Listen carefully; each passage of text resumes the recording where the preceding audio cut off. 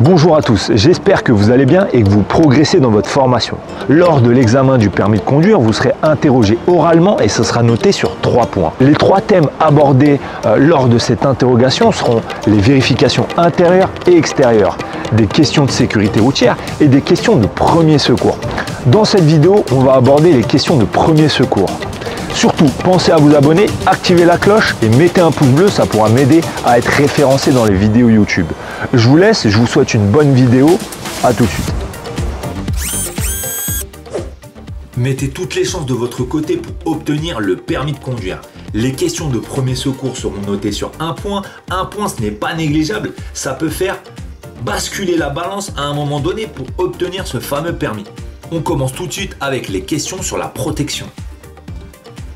Comment et pourquoi protéger une zone de danger en cas d'accident de la route? En délimitant clairement et largement la zone de danger de façon visible pour protéger les victimes et éviter un suraccident.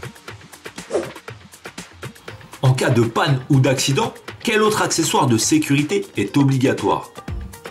Le triangle de présignalisation. En cas de panne ou d'accident, quel équipement de sécurité doit être porté avant de quitter le véhicule? Il faut porter le gilet de haute visibilité avant de sortir du véhicule. Hors autoroute ou endroit dangereux, en cas de panne ou d'accident, où doit être placé le triangle de présignalisation? Le triangle de présignalisation doit être placé à une distance d'environ 30 mètres de la panne ou de l'accident, ou avant un virage ou un sommet de côte. Quelles sont les conditions pour réaliser le dégagement d'urgence d'une victime en présence d'un danger réel, immédiat et non contrôlable?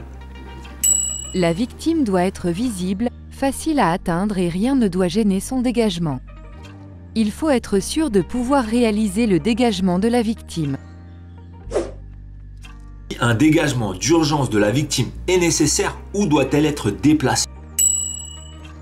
Dans un endroit suffisamment éloigné du danger et de ses conséquences.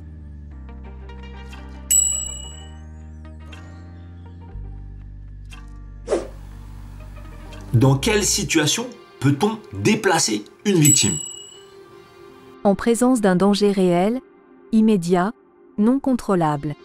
Le déplacement de la victime doit rester exceptionnel. Petit aparté les amis, n'hésitez pas à vous rendre sur la chaîne, il y a pas mal de vidéos intéressantes, je suis sûr qu'ils vous plairont et vous feront progresser. On passe tout de suite avec l'alerte sur les questions d'interrogation sur les premiers secours.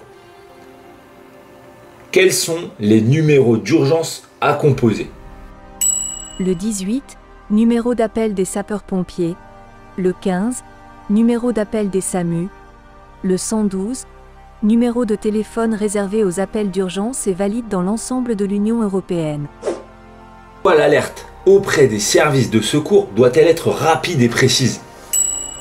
Pour permettre aux services de secours d'apporter les moyens adaptés aux victimes dans le délai le plus court.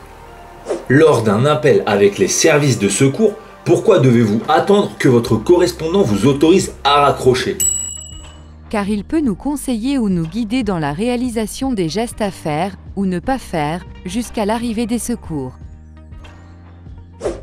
À quel moment pouvez-vous mettre fin à un appel avec les premiers secours? Uniquement lorsque notre correspondant nous invite à le faire. Quelles sont les 3 informations à transmettre aux services de secours? Le numéro de téléphone à partir duquel l'appel est émis, la nature et la localisation la plus précise du problème. Par quel moyen doit être réalisée l'alerte des secours? L'alerte doit être donnée à l'aide d'un téléphone portable ou, à défaut, d'un téléphone fixe ou d'une borne d'appel d'urgence. Si cette vidéo vous a plu, n'hésitez pas à mettre un maximum de pouces bleus pour qu'on puisse réaliser la suite de cette vidéo avec les alertes et protections des populations, les premiers secours et diverses autres questions sur ces premiers secours. Allez, je vous laisse, à bientôt.